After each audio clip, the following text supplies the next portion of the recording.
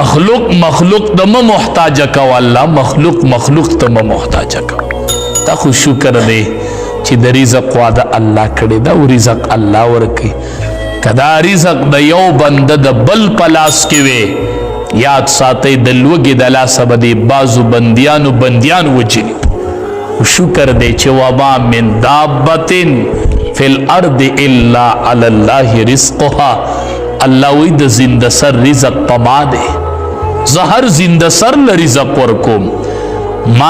ما یو نه مني او زه ول رزق ورکوم، آخرت نه مني او زه ول رزق ورکوم. او ته مسلمان یې، ته به سجده لګئ، ته به ما ته اواز کوې، زه به تاله رزق نه درکوم، زه به تاله رزق نه درکوم.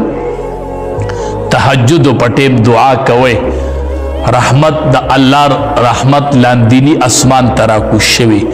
وی شته څوک تنګ دسته چې زه ول رزق فراخه کم، څوک تنګ دشته چې رزق وله فراخه کم.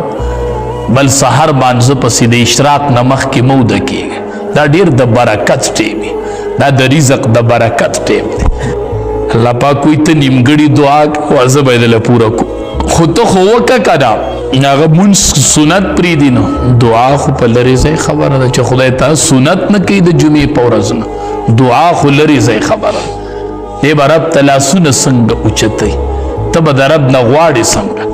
حدیث مبارک کې راځي نبی کریم صلی الله علیه وسلم چې به دعا غوښتله طریقه یې داسې وی، وی د لاس تا خیټې نه دي، دا به خپل مخ ته مخامخ کړي داسې به یې لاس.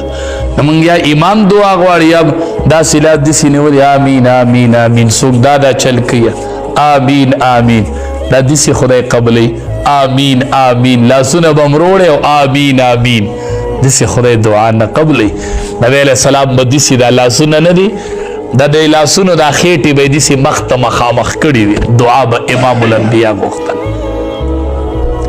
رب العالمین جبریل امین ته وی دعا مې وله پوره قبوله کړله. وی څه؟ وی کور مې ولم ورکه، وی کم جنت چې مې نبی کریم صلی الله علیه وسلم له تیار کړی و چې هغه جنت الفردوس دی، وی اقا جنت مې ورله ورکه. او د نبی کریم صلی الله علیه وسلم سره مې وله نکام وتړله. په جنت کې به د نبی علیه السلام بیبي وي، ښه بیبي اسیا فرعون نه لاس وینځل، الله د انبیاو سردار ورکو، الله د جنتونو سردار ورکو، الله د بنی آدم سردار ورکو. رب العالمین د هغه په نکاح کې راوستله. هر حالت کې به بروسه په الله کو، خپل تعلق به د الله سره جوړو.